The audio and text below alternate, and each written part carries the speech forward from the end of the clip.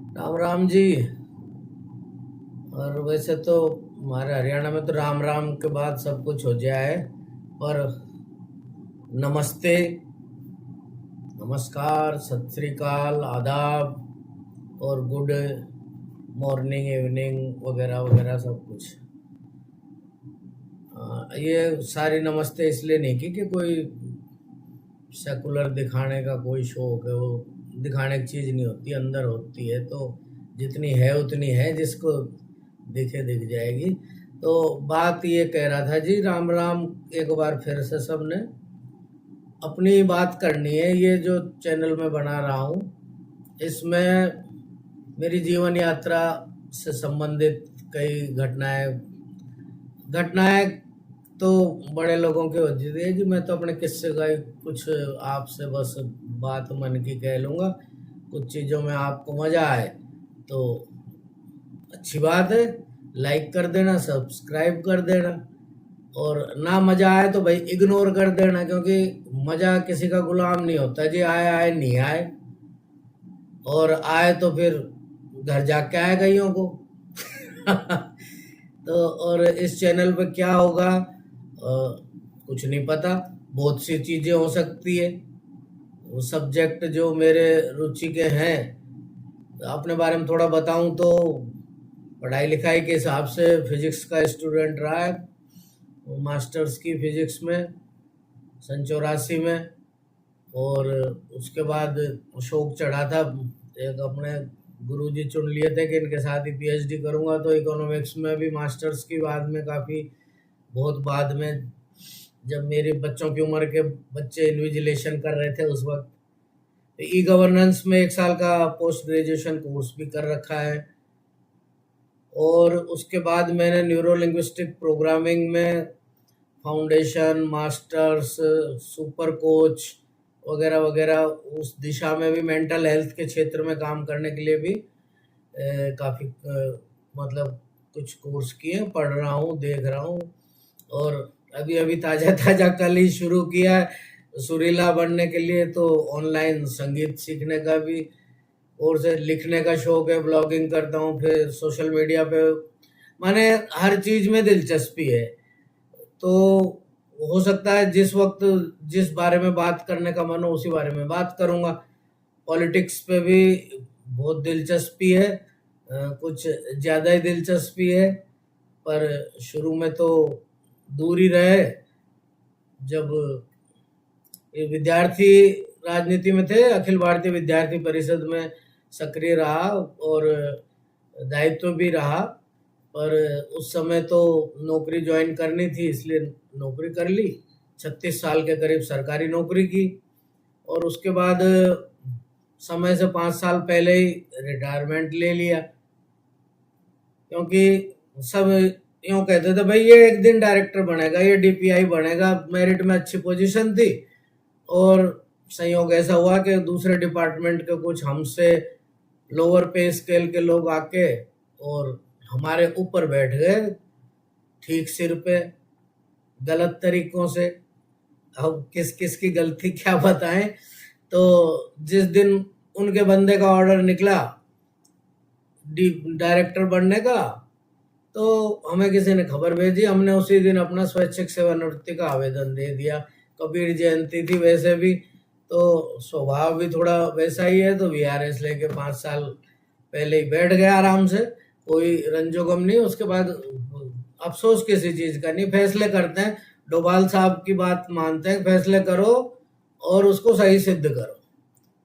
तो रिटायरमेंट लेके साल भर तक वैसे भी खूब एक्टिव पहले भी रहते थे, उसके बाद थोड़ा संघ गतिविधियों में अधिक सक्रिय हो गए, समय देने लग गए। और पर दिनचर्या थोड़ी अस्त व्यस्त रहती है, तो उसमें यूँ लगता था कि भाई दायित्व लेके और काम अपने हिसाब से, और कोई तो भले ही अच्छा कह दे, मुझे अच्छा ना लगे तो फिर क्या ही मतलब है। तो थोड़ा आग्रह करके वहाँ से मुक्ति ली। फिर रिटायर्ड आदमी के पास थोड़ा पैसा रहता है, तो इंश्योरेंस के लिए कोई आए तो स्कीम्स लेके आए थे, तो मुझे लगा कि यार ये काम तो मैं ही कर सकता हूँ। तो कोटक लाइफ इंश्योरेंस में एज एजेंसी एसोसिएट ज्वाइन कर लिया, रिक्रूटर के तौर पे। और घर में बड़ी फजीयत की घर वालों ने कि भाई क्यों, अगर पैसे के लिए कर रहे हो तो अच्छी वाली सरकारी नौकरी क्यों छोड़ी, और अगर पैसे के लिए नहीं कर रहे तो क्यों कर रहे हो। अब क्या उनको जवाब देता, क्योंकि मैं तो भाई हर फैसले इंट्यूशन से करता हूँ, और फिर कोई पीछे पड़े तो बता देता हूँ। जो उस वक्त मेरे को लॉजिक ठीक लगता है मैं बता देता हूँ, खुद भी उसी वक्त समझता हूँ कि क्यों किया, पर इंट्यूशन बेस्ड फैसले होते हैं ज़्यादातर, तो कर लिया। फिर कोरोना आ गया, फिर एक ऐसी घटना घट फिर सोच रहा था यार कठिन काम है, क्यों फंस गया मैं इसमें, पर फिर एक ऐसी घटना घटी कि एक बाबा था कोई जो अचानक मेरे पास, मतलब नहीं आना था, दूसरे संयोग से आया, और वो अपना बीमा करा के, वो उसके पास कुछ एफडी थी, वो बीमा में करवाना चाह रहा था, नॉमिनी एक ऐसी लड़की को बनाना चाह रहा था जिसके पिता गुजर चुके थे, और उसकी उम्र लगभग 10 एक साल होगी।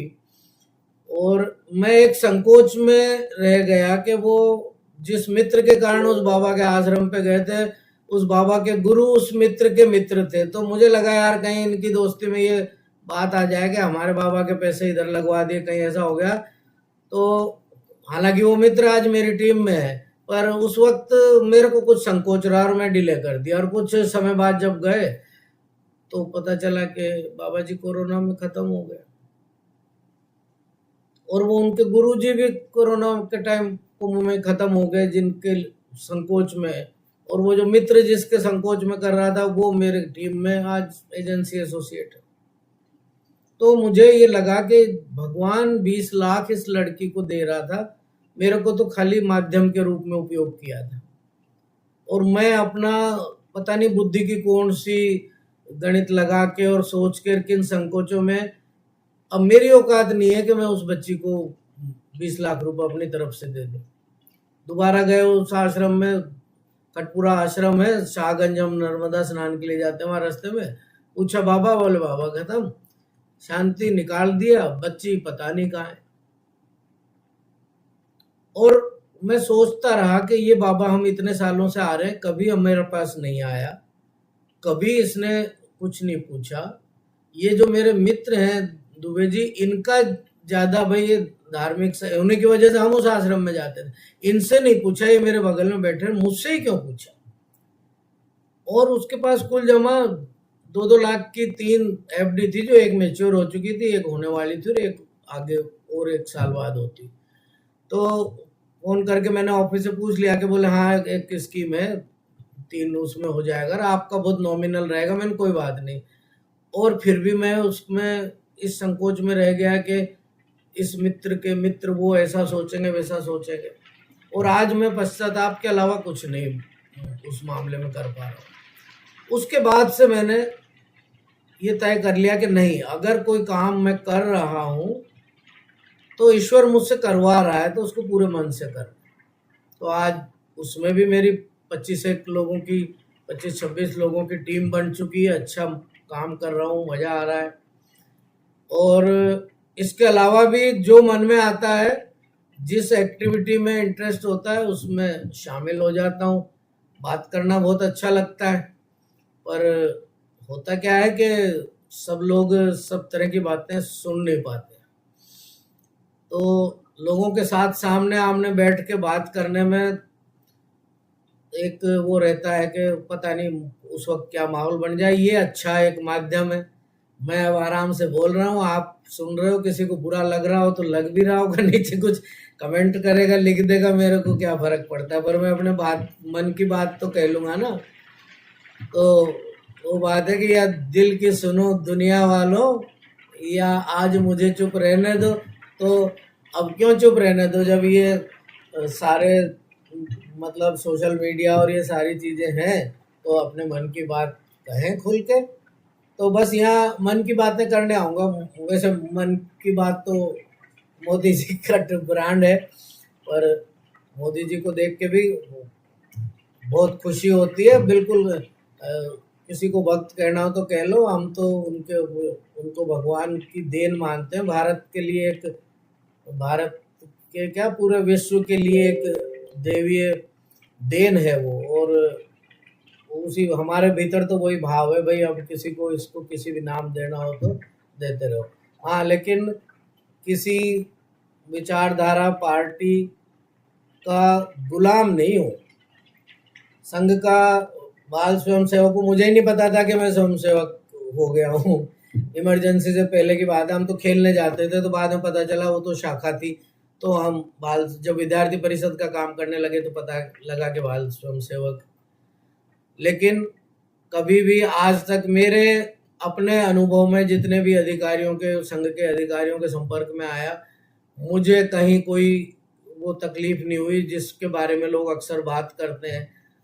तो मुसलमानों के बारे में मेरा सोच बिल्कुल अलग है कि वो भी एक हिंदुस्तान के बाकी जैसे आदमी है वैसे आदमी है। और ये जो, हाँ, धर्म और आस्था की बात रह गई थी, ओशो का सन्यासी हूँ, बोधि हर्षित नाम ओशो ने दिया था। पढ़ तो बहुत समय से रहा था, पर सन्यास उनके शरीर छोड़ने के बाद ही स्वामी आनंद स्वभाव से लिया उनके धर्मदूत से, नीमच में 2 जून 1991 को। तो गुरु की चेतना है, उसके हिसाब से हम किसी के, उनके ही फॉलोअर नहीं कहते हम अपने आप को कि हम उनके, उन्होंने कहा, हमें सिखाया ही कि किसी का अनुयायी नहीं बनना।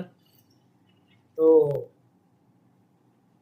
और किसी भी चीज को आंख मूंद के उसके पीछे नहीं चलते, हर चीज में बात करने की गुंजाइश रखते हैं, और साफ दिख जाए तो उस चीज को मानते भी हैं। कुछ चीजें एकदम बिजली की तरह से कड़क के साफ दिखाई देती है, कुछ चीजें धीरे धीरे टॉर्च या दिए का प्रकाश लेके धीरे धीरे चलो तो रास्ता दिखता है। तो जहाँ बिजली की तरह चीजें चमक जाती तो फिर बेधड़क आंखें खुली हो या बंद, बिना किसी डर के चलते रहते, और ढूंढ ढूंढ के चलना हो तो रास्ता देख देख के चलते रहते। तो मैं बात कर रहा था, मोदी जी से बात निकल आई थी पार्टियों के बारे में सब। ये तो जिसके बारे में जो सोचता हूँ खुल के कहता हूँ, और जिसको बुरा लगे 2 रोटी अपने घर में फालतू खाए। और ऐसी कोई बात करते नहीं, और मुकदमाबाजी कोई करेगा तो भाई ठीक है, उसकी स्थिति जैसी होगी देखेंगे। बात बड़ी होगी तो बात के लिए जो भुगतना होगा वो भुगत लेंगे, और आदमी महत्वपूर्ण होगा तो आदमी को राम राम कर लेंगे। और बाकी तो सब ठीक है जी, बस इतनी आज बातचीत करते हैं, फिर आगे कुछ अपने, हाँ, इधर कुछ टीवी चैनल्स पे पैनलिस्ट के तौर पे भी बुलाते हैं, तो उनकी भी रिकॉर्डिंग रखी रहती, वो भी इस चैनल पे मैं आगे चल के पोस्ट किया करूँगा। और इसके अलावा मेंटल हेल्थ के कुछ सब्जेक्ट हैं जो मैं चाहता हूँ बात करूँ उन पे भी, क्योंकि आजकल लोग बहुत अकेले महसूस करते हैं, और ये हर उम्र के लोग अकेला महसूस करते हैं, और उनसे दिक्कत ही बात करने वाला नहीं है। बहुत पहले दूरदर्शन पे एक कहानियों पे आधारित एक श्रृंखला चलती थी, तो उसमें एक आदमी पंजाब में किसी को कुछ आपसी रंजिश है, वहाँ हमारा हरियाणा पंजाब का तो थोड़ा गर्म रहता है माहौल, तो जरा सी बात रंजिश में उसने मार दिया किसी को, और मार के वो चला गया, बम्बई भाग गया वहाँ से। और उससे बदला लेने के लिए उसके गांव से दूसरा जो आदमी गया वहाँ पे, वो सिर्फ 2-3 दिन में बम्बई में उसकी भाग दौड़ भरी जिंदगी में अनजाने शहर में उसका सामान गुम गया। खाने के लिए आया तो वो छोटी छोटी कटोरियाँ, और वो बोले कि लस्सी मांगी थी, लस्सी है जामन, वो भी छोड़ दिया, और बेचारा परेशान। और फिर तीसरे चौथे दिन फैक्ट्री से निकलता हुआ वो आदमी दिखता है जिसको वो मारने के लिए आया था, और उसके पीछे भागता है, और वो आदमी डर के भागता है, और ये पीछे से चिल्लाता, ओ रुक, ओ रुक, ओ मेरे नाल गल ना कर, मेरे से बात कर, इस शहर में मेरे से बात करने वाला कोई नहीं। तो आज ये बम्बई की कहानी नहीं है, हर जगह की कहानी है, बात करने वाला कोई नहीं है। और बात इसलिए करने वाले नहीं रहे कि किसके सामने दिल का राज खोल के रखे, और इसी वजह से मानसिक स्वास्थ्य के क्षेत्र में बहुत चुनौतियां आ रही है। जरा जरा सी बात पे आत्महत्या हो जाती। तो मुख्य इस चीज पे भी मैं बात करूंगा, और आप सबका प्यार मिलता रहे, स्नेह आशीर्वाद मिलता रहे। मेरे चैनल को लाइक और सब्सक्राइब जरूर करें, शेयर भी करें। नमस्कार।